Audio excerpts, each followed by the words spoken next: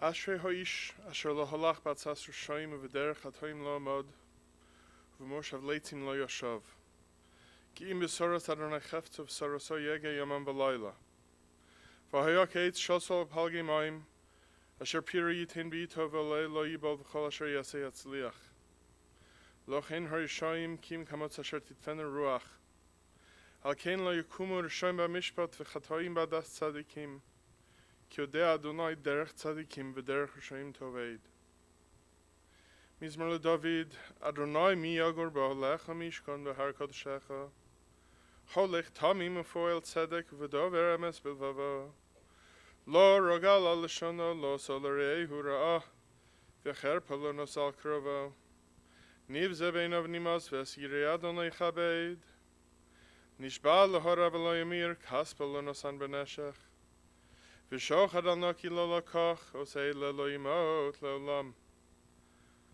A psalm by David, Lord, who may sojourn in your tent, who may dwell on your holy mountain.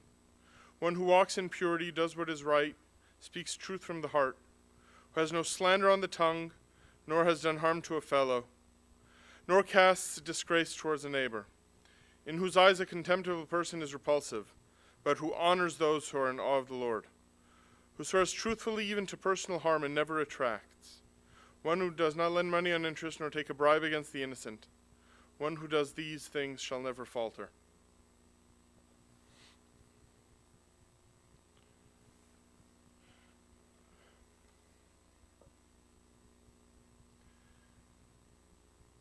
A year ago, now almost 2 years ago, when Lena turned 95,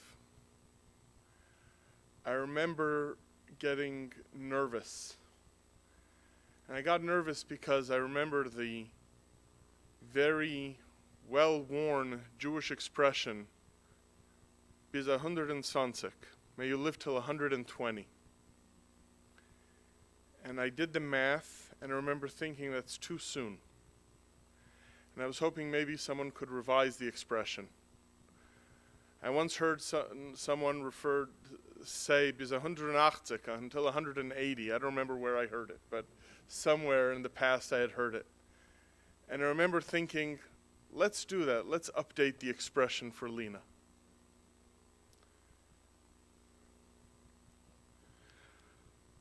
Leah Bas Zev Wolf, who for the last several weeks was referred to as Leah Bas Hesha. Lena Katz would have been 97 years old next month, November 11th.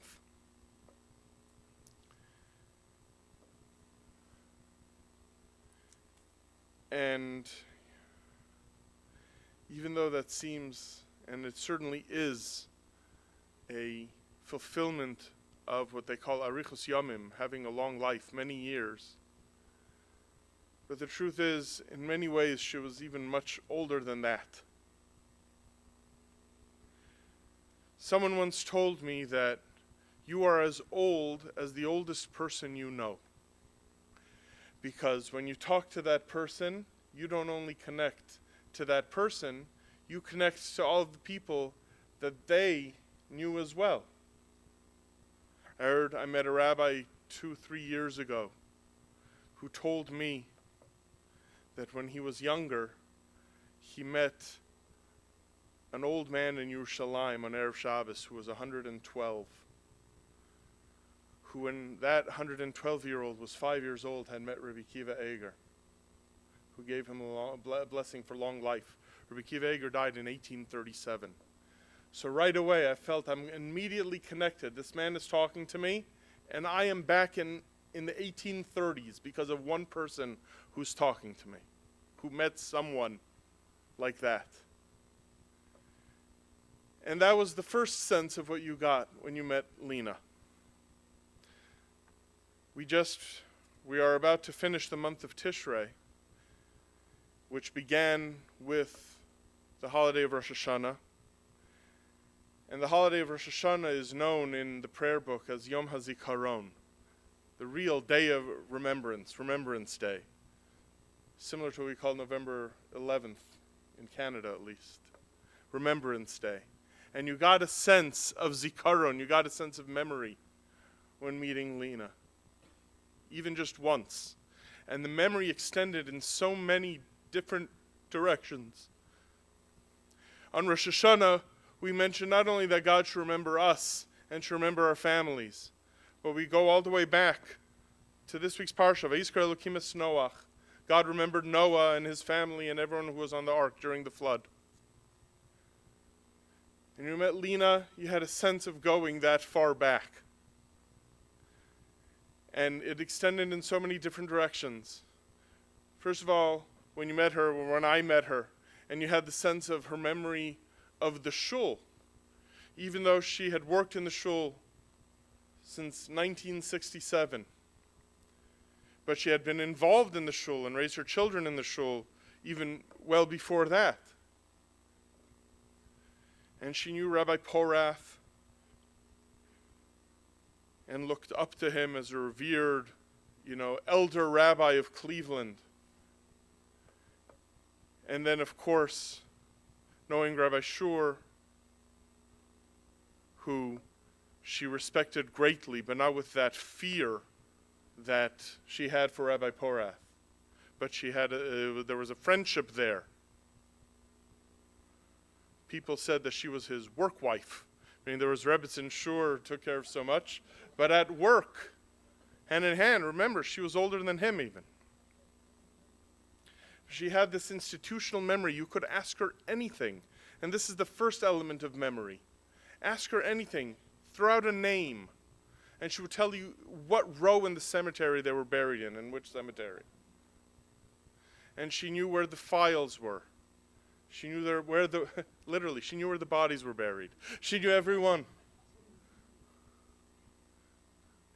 She knew every detail, and that was the sense, because the cemeteries that she and Alex, Olav Shalom, took care of were throughout the city and on the west side, and she knew all of those details, and then she knew the details in the shul.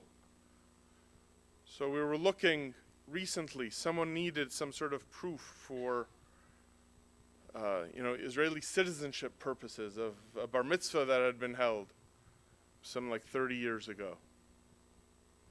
Or someone needed some sort of record, and she knew exactly which filing cabinet it was in after she had retired. That's as far as the shul went, knowing every row. I found, as we were cleaning the back office a couple of years ago, found a photo album. And the photo album, it was a photo album made for the shul when the shul moved from Superior Road to Cedar Road. And there was a procession of the Sefer of the Torahs marching down the street. And I brought the album over to her house, and she named every single person in all of the photographs without a problem. So there was that institutional memory that existed. And even until the very end, until she literally lost consciousness a few days ago, she knew all these facts and the birthdays and every person's involvement and the degree of their involvement. She had that zikaron, zecher asa liniflosav. Just like Hashem He puts memory into this world, and it's memory that connects us back. And she took us back right away, 150 years, without effort. But then when you got to know her more, and it was very hard because since she knew so much about the shul, and so much of her life was wrapped up with that of the shul for so long, I could talk to her just about the shul and maybe not even go any further. And yet I saw the depth of the hundreds and the thousands of connections and relationships that she had made.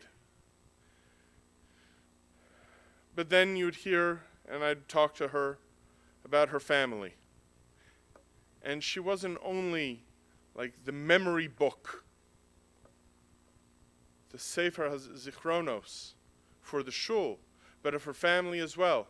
She was the youngest of 5 sisters, and she was the record not only for her and her sisters and obviously her parents, but branching off to all of the sisters and the sisters' husbands and the husbands' families and who they married. So much so that the kids said that there They even didn't have a full grasp of who was actually a blood relative and who was not, because she kept everyone connected and tied together. So was this person, you called him uncle? Okay, he's an uncle. Does it matter that it's just the uncle by marriage's brother-in-law? No, it doesn't matter, because he's an uncle. So everyone is connected and everyone is tied together. That's what zikaron does. That's what memory does. It glues all these connections together. And she was that glue, going back generations and going into the future generations.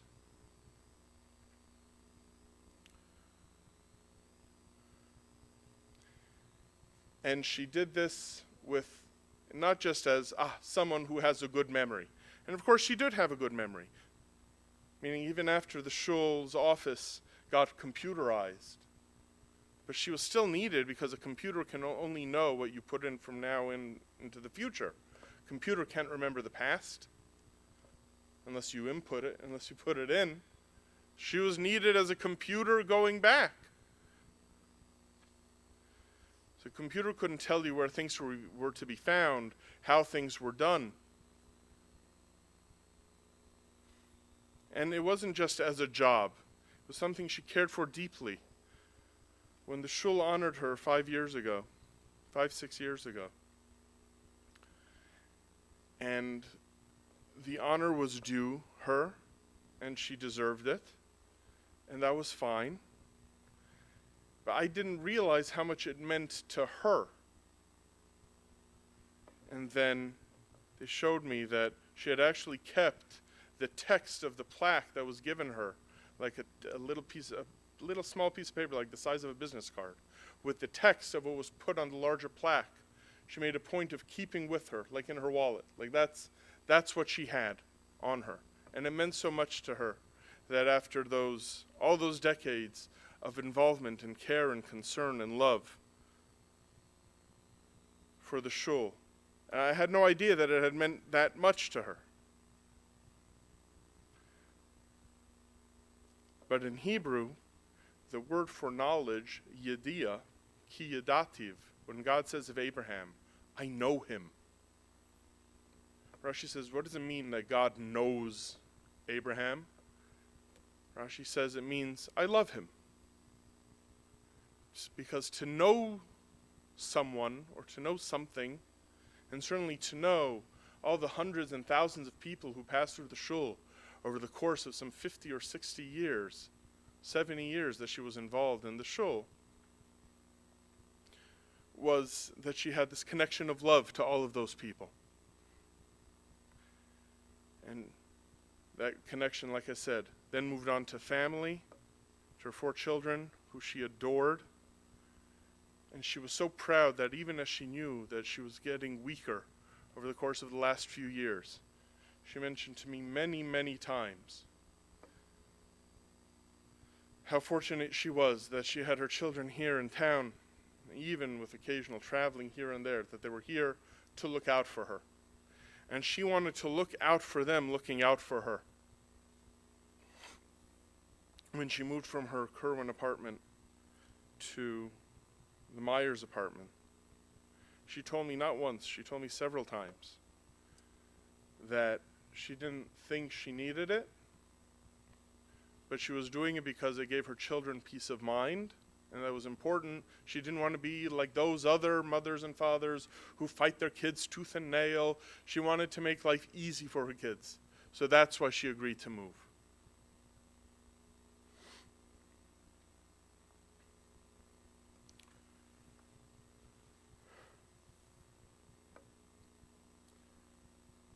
She was a very strong woman.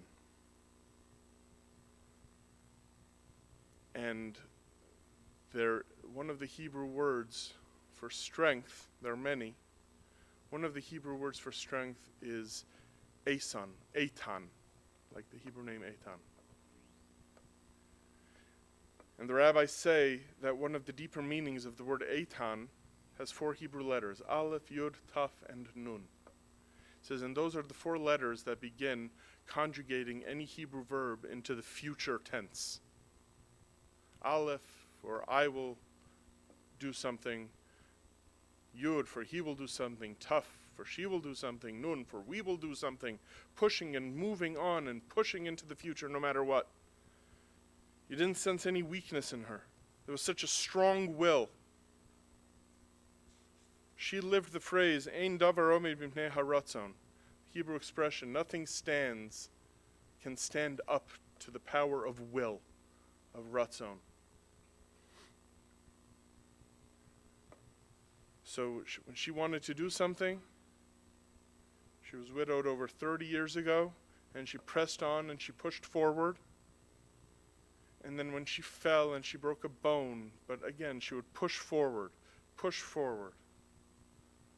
be in a hospital or rehab as little as she could, then back there, push on working, and then even after deciding to officially retire, to still come to the shul and to help out, to provide that institutional memory.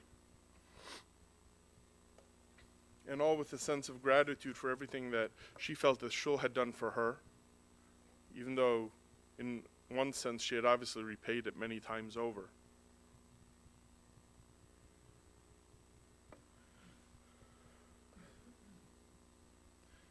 And that strength of will, that ratzon, was so strong that none of her illnesses, which she turned into minor setbacks,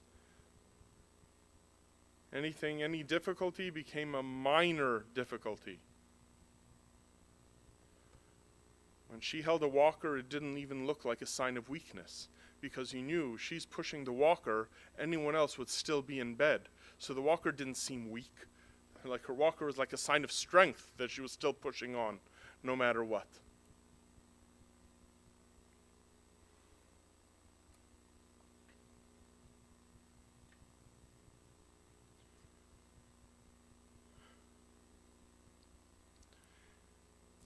Besides for these two elements, meaning this loving power of memory that she had, and this very intense form of perseverance that she had, was that despite being extremely polite, even to the point almost of being formal when she felt it appropriate.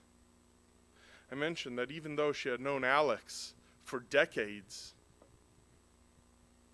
yet when they were in the context of the office and she was working behind the desk in the office, it was always Mr. Edelman.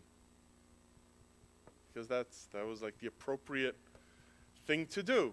In those walls, the four walls of the office, he was Mr. Edelman. And then he'd take her out to lunch and, he'd be like brother and sister and, but in the office, that's what it was. But even with that, it could never be mistaken for a shyness. And she was one of the few people who I could trust that she could offer critique or criticism or tell me something to me, meaning of me.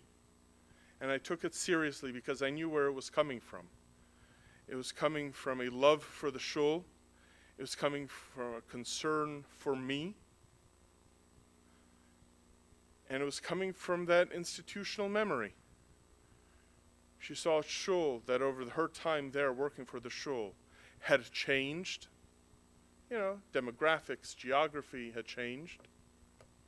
And she was constantly encouraging me and offering warning that just because there are new people and new younger families coming in to the community, not to forget the other generations that had made the shul what it was.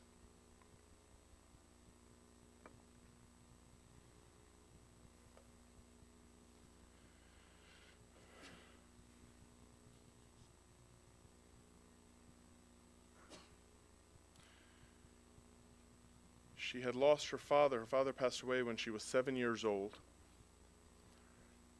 And then her mother remarried when she was a teenager.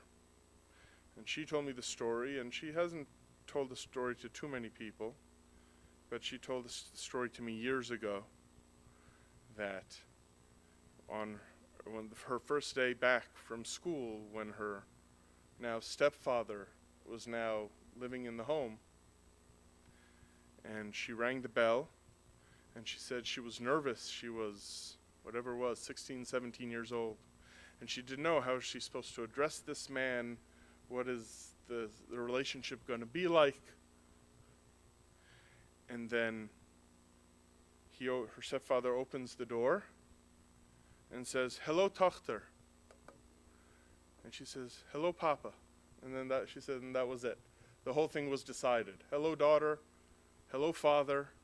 And she was at peace, and she was happy. She was no longer, this orphan girl. She had a father, and that was a memory that lasted her another 8 decades and gave her strength.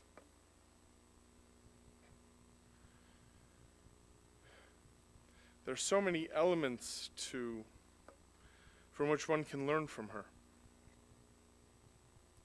And there were many things that, of course, she told her children, because that's the first and most obvious way that you pass on memories.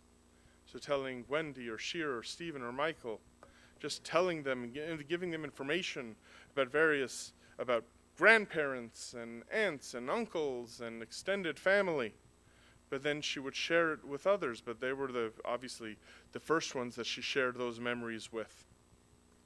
And they were the ones who were the biggest recipients of her wonderful, loving memory and of her strength of character and strength of will. And I don't know, when we lose someone like that,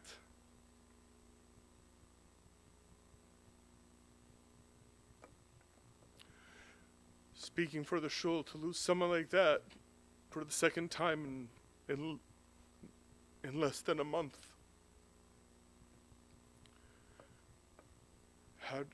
You have to know what to do. It's the modern version of that is when you have someone at work and all of a sudden their computer monitor turns blue. And it's and there are all sorts of gibberish on the screen, and you don't know what to do, and you think, I've lost everything. I don't know, all the files, everything. What am I supposed to do? It's been hacked, or a virus ate it, and it's gone, and you're not sure how you're supposed to carry on. And that's the modern computer equivalent of that.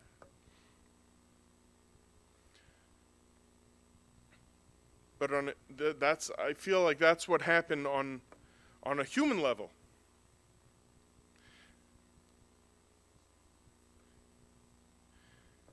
And like I said, and it's something that lasted until just a few days ago. Meaning as long as she was awake, that memory was there. Even when they gave her medication a few years ago because she was in terrible pain.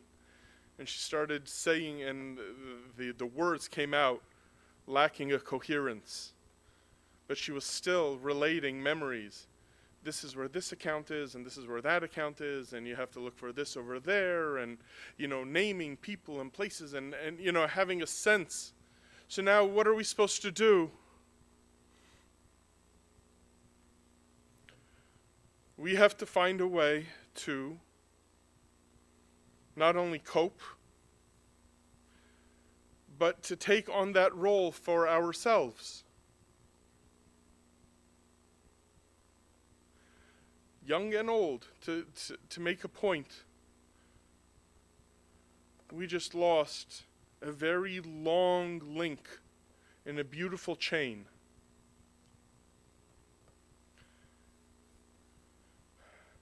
Read a story years ago that I told at the dinner that honored Lena. I said there was an old shul in New York, and they didn't know how to go about which prayer to say on Rosh Hashanah. And they couldn't remember what to do. It was like one of those situations, what happens if Rosh Hashanah falls out on a Shabbos? Do you say this prayer or that prayer? And they weren't sure what to do. And they went, and they still had a little time before Rosh Hashanah. They put in a call. They had people in the shul who knew big rabbis in New York. And they got a hold of 2 of the biggest rabbis in the world at the time. One person in the shul got a hold of Rabbi Moshe Feinstein, and someone else in the shul got a hold of Rabbi Yaakov Kamenetsky. Both passed away in the mid-'80s. And separate phone calls. They said, what are we supposed to do? We don't remember what to do. Or, the people, the chazan, the rabbi, didn't know what to do. And each of them independently answered, find the oldest person in the shul and ask him what they did back then, what he remembers. Because that's that institutional memory that goes back. Ask them. People ask, Hasidic Rebbes for advice and guidance. And Rebbes say, go ask an old Hasid what to do, and then that'll be fine. Just go back to as much of the dawn of memory as you can. And that's what Lena was for us. That's what she was for her family. That's what she was for her friends. That's what she was for the shul. And now, even though each of us as a link is not as long as the link that she was, but we have to fill that role to be as much of a link as we can on our own terms, using her as an example. And just as she will serve as an example to her children and to her grandchildren, so too all of us who knew her will be able to take that as an example as well.